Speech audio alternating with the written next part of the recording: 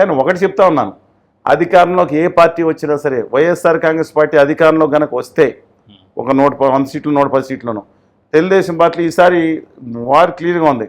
తెలుగుదేశం పార్టీలో 20 మంది జంపాటి వెళ్ళిపోతారు, 10 మంది 15 మందో ఉత్తర భారతీయ జనతా పార్టీ లాక్కుంటుందండి.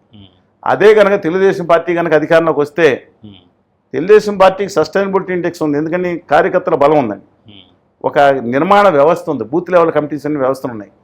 కానీ ఇప్పుడు తెలంగాణ రాష్ట్ర సమితి సరిగ్గా లేనట్టు అక్కడ కూడా వైఎస్ఆర్ కాంగ్రెస్ పార్టీకి ఇంత లేదండి. ఈ నేపథ్యంలో వైఎస్ఆర్ కాంగ్రెస్ పార్టీ కనుక ఓడిపోతే చాలా క్లియర్గా ఇది చూసుకోండి, మనం మళ్ళీ రిపీట్ చేయండి, ఎన్నికలు అయిపోయిన తర్వాత 6 నెలల తర్వాత రిపీట్ చేయండి. 20 స్థానాలకు తక్కువ కాకుండా, ఎందుకంటే చంద్రబాబు నాయుడు గారు తక్కువ వ్యక్తి కాదు మనం ఆలోచించడానికి.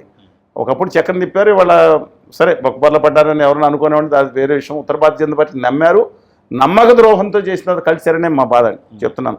హక్కుల కోసం దెబ్బలాట్లేదు ఇప్పుడు, సరే వేరే